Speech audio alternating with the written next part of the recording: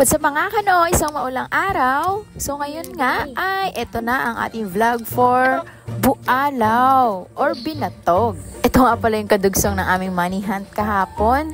At ngayon na natin ito i-post. So congratulations nga pala sa nakakuha ng ating 20 pesos. Yan. Abangan at subaybayan nyo ang kasunod na ating money hunt adventure. Dahil naisama natin si Pierre dito sa bahay, ayan, siya na ang nagsimula ng paglupas o pagtanggal ng butil ng mais. Salamat kay Ma'am Angie sa kanyang matamis at napakasarap na mais.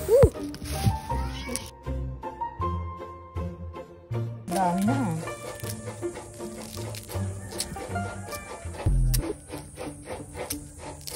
Dali lang pala gumawa nito. Siyempre, pag yan ay tulong-tulong. Dapat pala ay kapag maglalaga po ng mais na pambualaw ay sa kahoy or sa uling po tayo maglalaga. Kasi matagal po ang proseso ng paglaga nito. Dapat malambot talaga siya para matunaw sa ating tiyan. Mas masarap din kainin kapag malambot at hindi tinipid sa gata.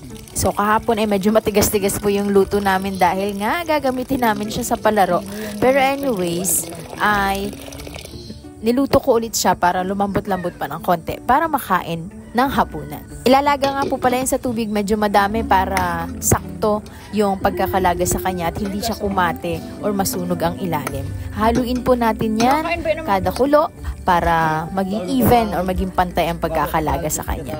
Habang nagpapalambot nga ng mais, ay syempre ihanda na natin ang ating panggata.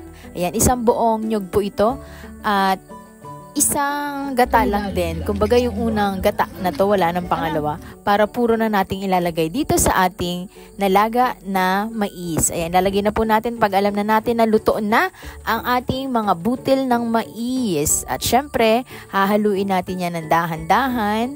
At syempre, lagyan nyo din ng kaunting asin at asukal. Tamang dami lang ng asukal kasi masyadong matamis kapag nalagyan natin ng maraming asukal. Medyo mabigat siya sa tiyan at maumay kainin. So, saktong tamis lang po at saktong balanse ng alat. Ito na po ang bualaw na version ng Marinduque. Yan, palambot-lambutin po natin at paluto-lutuin ang mais na yan. At maraming salamat sa panonood.